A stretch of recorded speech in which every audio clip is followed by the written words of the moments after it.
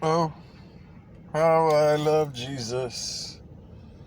Oh, how I love Jesus. Oh, how I love Jesus. So this is King's U, and I'm really wanting to address the SRA people. There's a few of these through the black. The Last Evangelist has done a lot of stuff on this. Some of these guys, Lauren Pritchard Apocalypse, she's got some stuff on it. It's like there's these like special kind of ministries that are really into this SRA. Is it real? This is chat. I was just looking at SRA is real. Well, maybe it is. And so is finger pointing. You know, Jesus said, if the light in you is dark, how great is that darkness? And it's kind of interesting to me how SRA is satanic ritual abuse. Well, yeah, I'm sure that's happening every day, but what I'd like to know is what kind of SRA is happening in the church that we don't know or aren't talking about, because if you're going to a pastor who's telling everybody, you better stop this, otherwise you're not saved, well, that might be part of the SRA ritual abuse of another kind, because you see, the devil is not as busy with these really evil ones doing evil things like satanic ritual abuse. It's just terrible, but those people are sold out. I mean, yeah, you might be able to save some of them, but I mean, pointing at how dark they are when they're on the dark side already and we're trying to get light. So like pointing at others as, oh, look how dark those guys are, it kind of might come back at you, because 1 Corinthians 3 says all our works are going to be tested by fire, and it's not how stained those ones are that you're pointing at. No, it's what is in your heart when you're doing all this. Because, you know, nobody goes out at night and goes, it's going to get really dark at midnight. Well, duh. That's why they call it midnight. It's obviously, and I hate it when people do that. It's obviously, dude. No, but I mean, that, come on. I mean, this is a little bit obvious. You know, this is like, yeah, SRA is like super dark, dude. Full on. It's like too dark.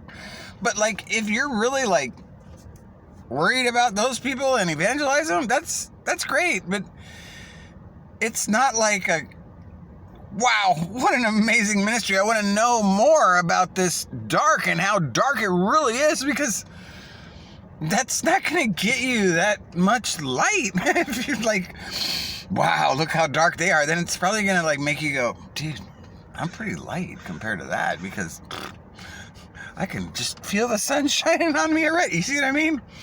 So, you know, you got to beware of that verse. It says, beware. Beware he who thinks he stands, lest he fall. And sometimes when you're pointing at others being so dark, then, well, I'm not that bad. So,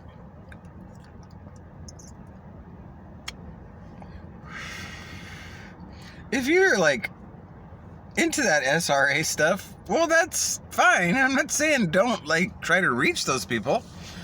But I'm saying it's a little strange that people want to focus on it so much that it's like, oh, the world is ending. It's like that, what is that one? Oh, it's The Last Evangelist. He's got his, like, helper, Pastor Mike, in the Philippines. Well, I was in the Philippines, and I saw missionaries in the Philippines that are, like, full on, like, Joe Shetler, if you ever looked her up, wow, she, like, changed the world. But she wasn't doing any of this SRA stuff or any of that. She was like facing witch doctors and living in a hut. Like literally, no bathroom, no nothing. So she like became them and reached the whole whatever tribe. Like they all got saved. And then she was like casting demons out of them after they got saved. Which most Christians today say, oh, that's ridiculous. You never would. But I actually got to talk to her as a kid. And I was like, so you like had to cast out demons? And she's like, yeah, after they got saved, they still had all these demons in them. So I'm wondering if maybe the same thing's happening today, because you got all these people, oh, dude, the SRAs, it's so terrible what they're doing. They're doing ritual abuse. Like vampires. Well, yeah, I believe it, but okay. We know we got evil everywhere. What the heck? Look at our government.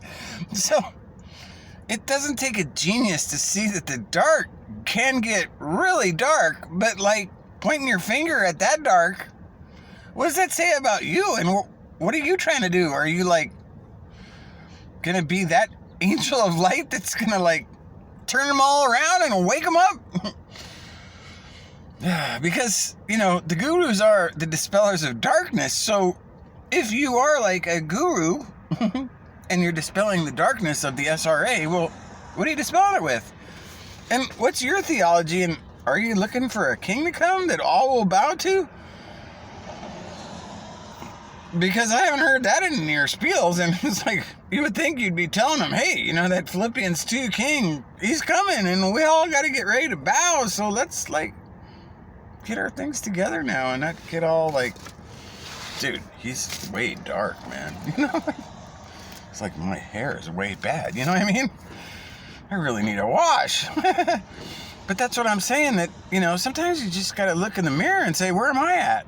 And what am I doing here? What am I doing with this ritual abuse? What? Well, yeah, pray for him, but you don't need to get into like, dude, do they really go that dark? Let's talk about it. Let's really get into it. Why don't you talk about like talking to the king and getting closer to him and like getting like more light in you, like from like truth in the word, instead of like, dude, look how dark those. I just don't get it, really. I've spent a little time, but I can't usually spend over like 5 or 10 minutes with these people. It's like, what are you actually, what's your point? Well, yeah, we're trying to save them, saved by grace, and they'll preach all this crap, but they're all singing these doctrines of men that make sons of hell. They're not talking about the king coming, all they're going to bow to. So are you just going from like, oh, they're really dark now, they're not as dark, they're on our theology. Yo, if you want to wake them up to the king who's coming that all are about to, and like the golden rule stuff. That would probably, you know, I mean, if I was talking to an SRA, all I'd tell him was, dude, you're being rich in spirit, like to the max, and that's a curse that, wow, you could get a planet coming to you for 1,000 years, so you better wake up, man, because Mitt Romney believes he's going to rule a planet too, and I don't know if you want to be under his rule, but he probably won't be the ruler anyway, but it will be cold-blooded, I'll guarantee you that. So that's the thing, you know, it's kind of cold-blooded to sit there and pick out the darkest thing you can point at and then say, hey, everybody, look, it's midnight. Okay, and where's the morning and the light? You see what I mean? Oh, it's over here in my theology. Yeah, just get saved like this and you'll be fine. But Ephesians 4 says that grieve not the Holy Spirit in whom you are sealed until the day of redemption, when that king comes. So if you're saying everybody's saved, then that's a lie too. So how trusty are you of these doctrines that make sons of hell?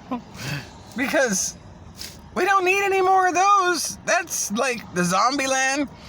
So, you know, I don't know what that Pastor Mike for The Last Evangelist, what is he a pastor of, and what's his theology? Because he's saving all these poor 13-year-old sex trafficked girls, just saving them by the dozens or something. But yet he doesn't talk about a king to come. So what are you like evangelizing with? Are you making them twice the sons of hell as yourself, like the king said about the Pharisees? Whew.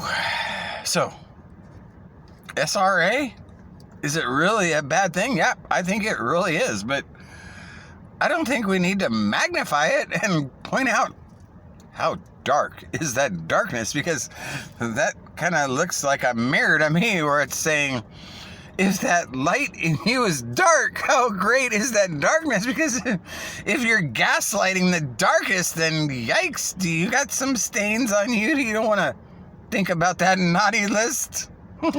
So, well, hey, those guys are way worse than me. Well, that's not what's happening when the king comes. He's not doing like a comparison test like, oh, well, you're not as bad as him, so it's all good. No, you have to pass his test. And many will come in that saying and say, oh, Lord, I got saved under Pastor Mike's name, or under, and he'll say, depart, I don't know you, you princely hellboy. Because you want to get sucked up in these doctrines of men that make sons of hell. Well, we got planets for those. Because see, if you're here and you're not thinking about a king coming to bring his kingdom here, like that Lord's Prayer, well then your faith will be rewarded with what it has, which doesn't look like much with some of these. So you might want to get off that Titanic before it hits the iceberg of reality. Because, wow, some of you Christians are in quite a fog, you see, so I'm just trying to wake you up in my ugly way. Though I seem a little whack sometimes, I just have, like, ADD for the king, so please understand, because he's a little stressed right now, because he doesn't get no love or attention. And I didn't think Donna Summer was needing to come back from the dead and start singing, where is the love for the king? Because that's exactly what's going on. Everybody's in this, like, denial, and it's not a river in Egypt, but it might be a plague, because, wow, everybody's got it, especially these 5013Cs, whatever the heck they call that crap. It's just a disguise for the Syno de Satan.